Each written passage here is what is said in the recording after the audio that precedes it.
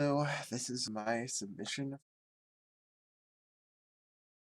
for an answer to story mode, as you would guess, covers the characters that are the primary focus of the Crypt the Necrodancer storyline. So that's Cadence, Melody, and Aria. There's quite a variety of gameplay between the three. So going to be three pretty cross. What I have here is just much a one-off run that I did earlier today. I'm just going to be commentating over it, explaining what's going on, explaining my play. This is a bit of ways from my people, but figured it would probably be better as a submission to just kind of do this sort of one-off run, just to kind of show this sort of thing that's likely to happen in a marathon setting where I'm just have to sit down and do a run. So yeah, without further ado, let's go ahead and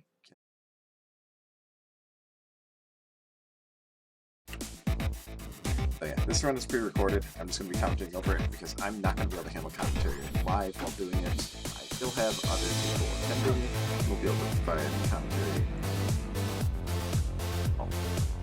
So anyway, answer is sort of roguelike dungeon crawler. Every action you perform has to be done. And as Cadence, you start with nothing but a base dagger, 1 damage, then Necropile addition. Find a Shriner over there. The money to take the Shriner space here. The Shriner space is going to increase the size of each floor, which sounds like a bad thing in speedrunning. But the important thing is, it grants you a stronger shovel, and also, if you bomb it after activating it, it's an item of miner's cap, which is going to let you automatically dig walls. Not having to spend time digging walls saves a lot of time. Getting the war drum there, the war drum lets you increase damage while standing still by just continuously hitting it. Hitting it once will double your weapons damage on the next attack. Hitting it 5 or more times will triple it. Creating a pile of 50 gold there summons a leprechaun after a few minutes, which can be for some gold and a lucky charm. I primarily use it as a way to prevent bats from hitting me. Lucky charm will prevent bats which have fully random movement normally from attacking units unless they have no choice but to. No other place they can move, they will still hit. But anyway, on the first boss, right here, King Konga. With that glass shovel and miner's cap, you're going to be able to dig out the throne King Konga is sitting on, right? Then use a war drum and dagger throw to kill him with a shot. Unfortunately, I get heavy plate out of my black boss chest. Black boss chests contain weapons and armor. It's going to be a weapon 99% of the time. Heavy plate is exceptionally rare. It's probably less than a 0.1% chance of coming out of that chest, so you can hear me being a little surprised. But yeah, unfortunately, the established meta is to generally run base dagger through zone 1 and then get a better weapon from your first zone boss. But so armor not quite what I was looking for, although it does give me double safety. Luckily, I find this arena, which contains a titanium rapier, which is a very powerful weapon. Viable for endgame, even. And kind of no return there is unfortunately not very useful for me. Get into a bit of a nasty situation there. I get hit by that wall. Kind of forget I was going to shovel and try to dig the wall there. So, taking a lot of necessary hits here, but thankfully the armor letting me kind of take these risky plays that are without taking too much. Trapdoors, obviously a pretty fast way of progressing through the game. Of course with these penalty boxes, but as you're familiar with them, pretty easy to clear them out and move on. So, getting my flawless against Death Mill here and finding a heal spell. I'm gonna show off a bug right here. Blood heal glitch. game gives you full invulnerability when you step on stairs, on unlocked stairs to exit the floor. This, though, extends to any sort of damage, which includes the cost of bloodcast and heal. Spells require a certain amount of kills in order to be cast, but if you want to cast them beforehand, you pay some help to cast them, really. The thing is that bloodcast and heal costs a heart, heals 10 hearts, so in these cases it's obviously not worth it. But by doing it on the exit stairs, you waive the cost of bloodcasting it, and you essentially get a free half heart. So you'll be seeing me utilize it.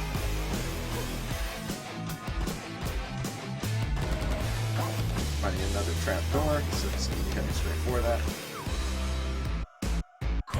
Another penalty box.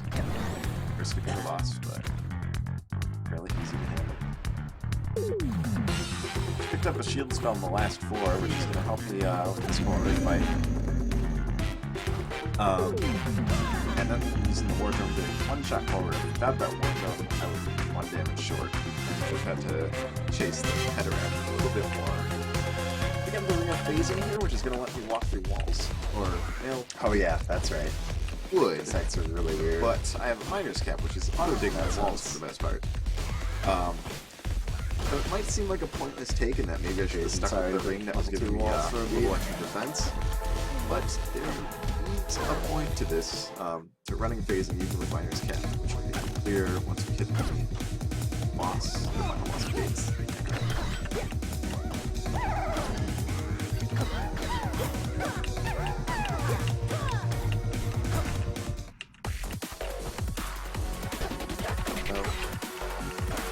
Lots of technical things. Got the warlocks that swap positions with the kill, and puppies that move very fast. Bombers have an odd movement pattern, and the strength tiles which prevent you from attacking or digging while causing extra damage. With those spells I have, I think this get on the Deadbringer fight.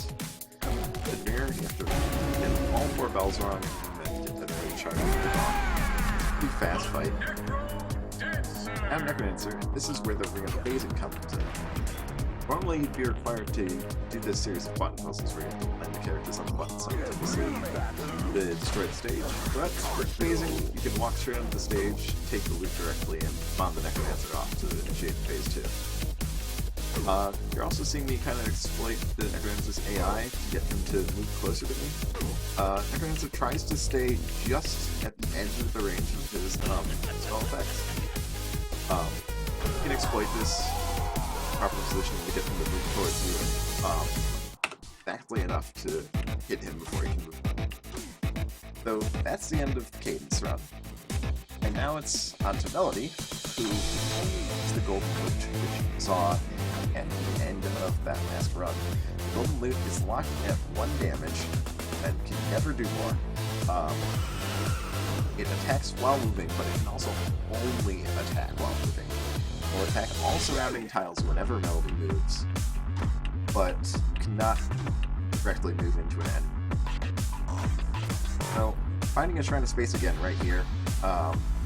Very good find for Melody. Miner's Cap is even better for Melody than it is for Cadence. Because being locked on that golden loot, requiring that she has to move in order to attack, having an item that's going to dig out walls automatically and provide more space for her to roam really benefits her. Let her handle larger swarms much more easily, and also save a lot of time from not having to dig walls out. As per usual, it's continuing to jump down trapdoors whenever the opportunity presents itself. Deep Blues. Deep Blues is a fight of a lot of weaker enemies, and it's really going to show Melody's move attack that attacks all surrounding squares. Just gonna let her melt through all 16 pieces. Listen, very fast. Once I found good armor, the coupon I picked up letting me purchase the normally expensive heavy plate for absolutely nothing I don't need to look for armor in my boss chests, so instead I'm going to pick the purple chests, looking for rings and spells. The plate, as you can also see right there, prevents wind mages from casting a wind spell.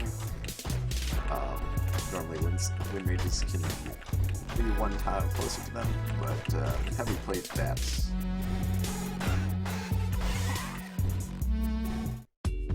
You're picking up a Scroll of Need from the boss chest back there. Scroll of Need is a situational item. It does a lot of different things depending on where and when you use it. And which also depends on what items you currently have.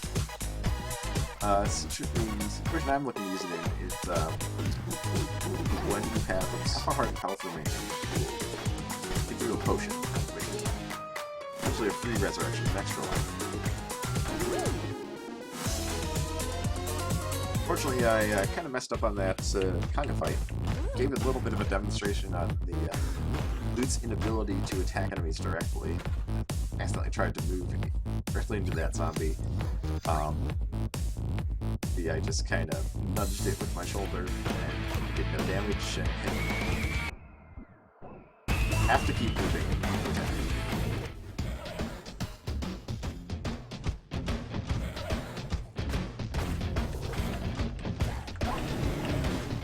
But Zone 3 is especially going to be a pretty heavy demonstration of how effective Melody is at dealing with the large swarms of enemies.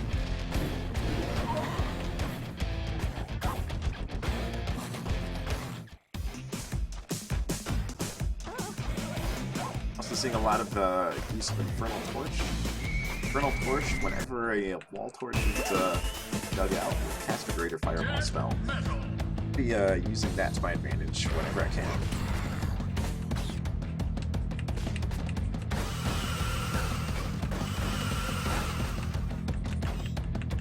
That's the end of the death knell fight, but thankfully having your attack blocked by the shield does not flawless victory condition. Despite doing that, I will still be able to get items in this fight. Flawless victory requires that you do not take any damage and you do not miss any hits. Finding a riches scroll from the purple chest, though, is useless for me. It was not really fun. I want to buy item shops. I'm looking for something like a kill spell. Sometimes the too useful. Then seeing more good Infernal Torch use. Out that wall torch in order to kill the blue dragon instantly. Takes a lot of time.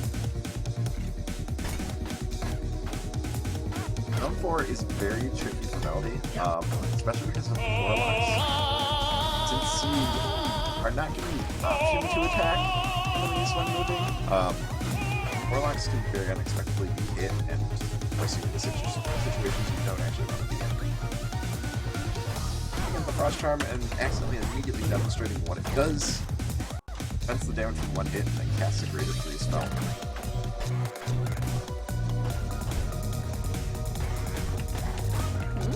These golems, I'm having to be very careful around them because attacking them creates fuse tiles on the floor. Tiles cause you to take double damage from attacking or digging while standing on them.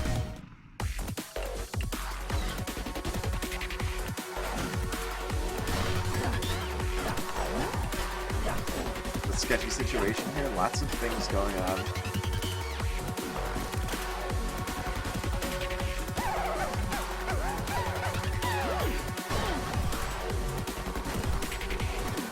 Potentially taking a heat here in order to activate the Scroll of Need and get a potion out of it. Return of the Necrodancer! Or mention the condition where Scroll of Need will grant that potion if you are at a low HP.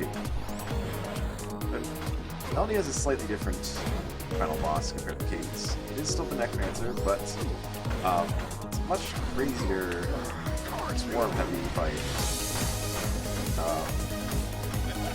Large amount of skeletons running around. Using similar lure strats to how Cadence did in order to get closer.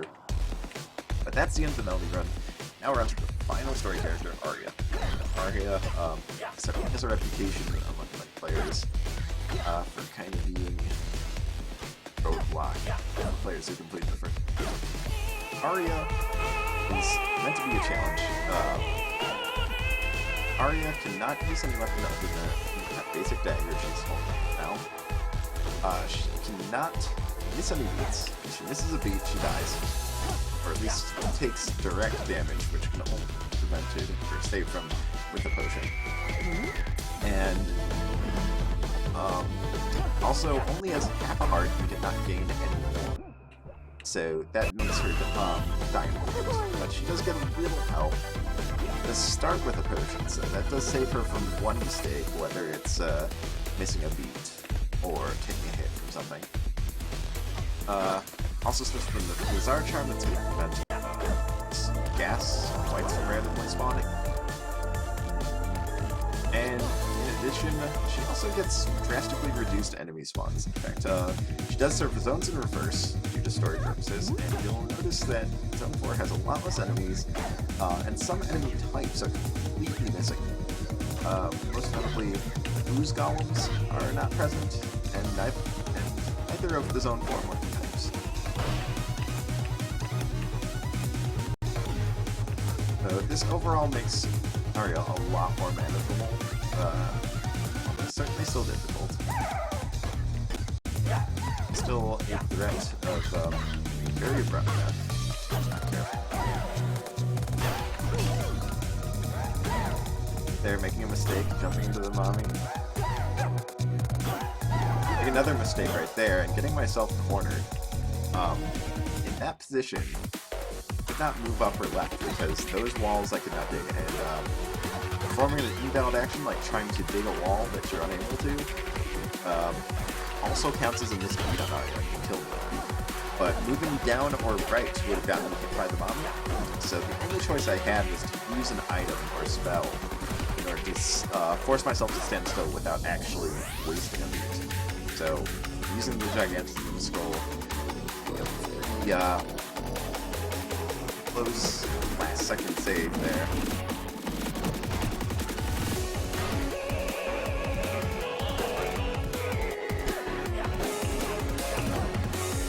The dark shot falls over there means that that's a monster shopkeeper. Will attack on sight, but if killed, will provide the items in the shop for free. But looking at the items in the shop, not items that you really want as Aria. Miner's Cap's going to prevent you from doing dig buffering. You've probably seen several times in these runs already, where you need to waste a beat but don't want to miss your multiplier. To burn a beat by doing something ultimately kind of pointless, like just digging against a wall.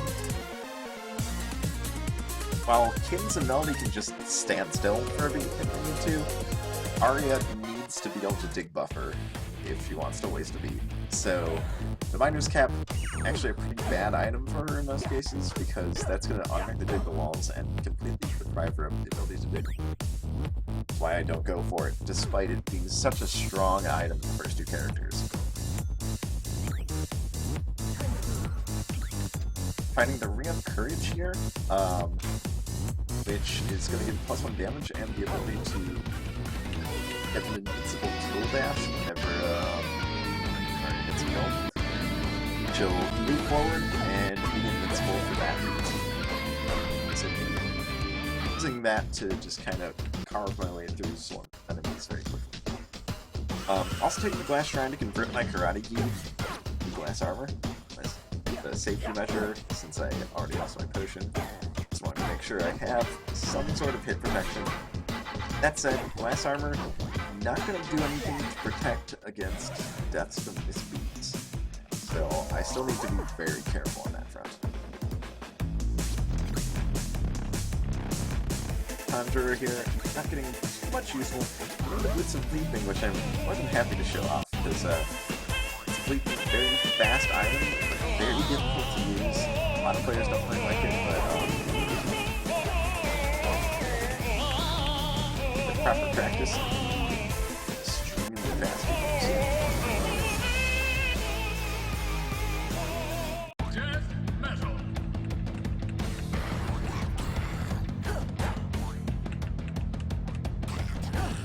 Using those leaping boots already to quickly track down Death Metal. Finish the fight a lot more quickly.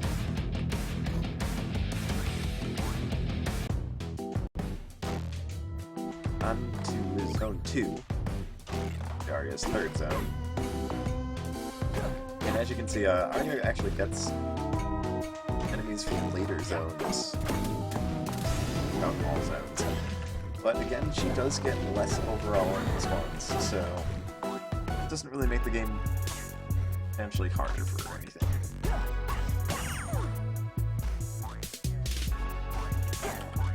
As you can see, while Aria does not have the ability to flat out stand still, one of the extra utility uses of boots of flipping is that you can toggle them on and off in order to switch between 1 and 2 tile movement. And the act of toggling is repeatable as often as you like. So if I ever need to stand still for long periods of time, I can just stand around toggling the boots on and off repeatedly. I will do several times throughout the rest of the game.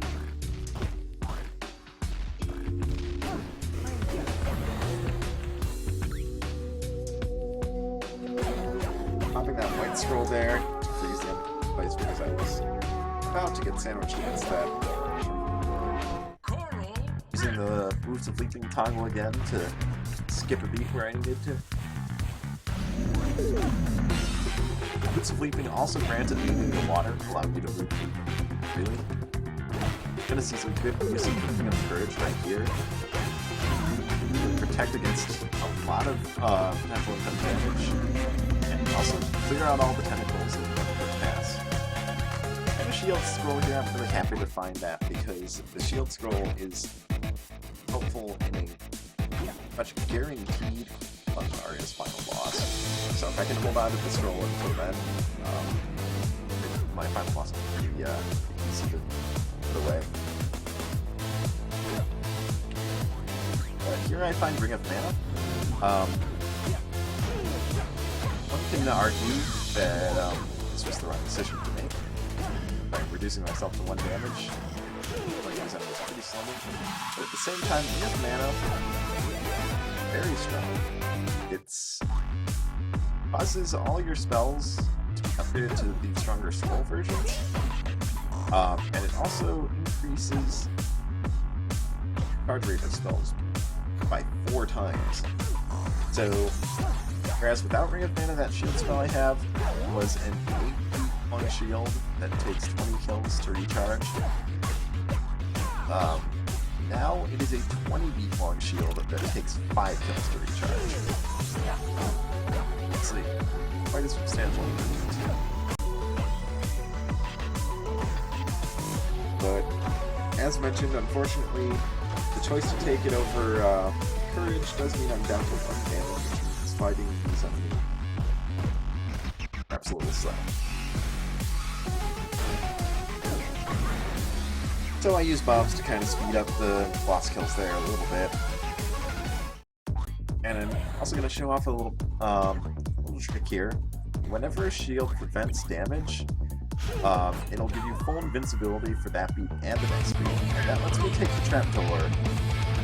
Despite the fact that it causes a loss of multiplier, which will go kill Aria, invincibility granted by the shield prevents it from killing her. And popping the shield skill there, bug prevents it from showing... Okay, that's a satisfactory run. From showing graphically. That's a bug also associated with taking the trapdoor while shielding. But regardless, as I mentioned before, a greater shield spell making the final boss fight very trivial, and that is it. That is story mode. And I recommend this category only if not to have a race at Crypt the Necrodancer, which I would highly recommend doing one of the other 2 categories as a race. Don't believe any of the other submitters are willing to run this category due to the of Aria and not being as well practiced on Aria. Although I think they'd both certainly be willing to play. But it for this submission. So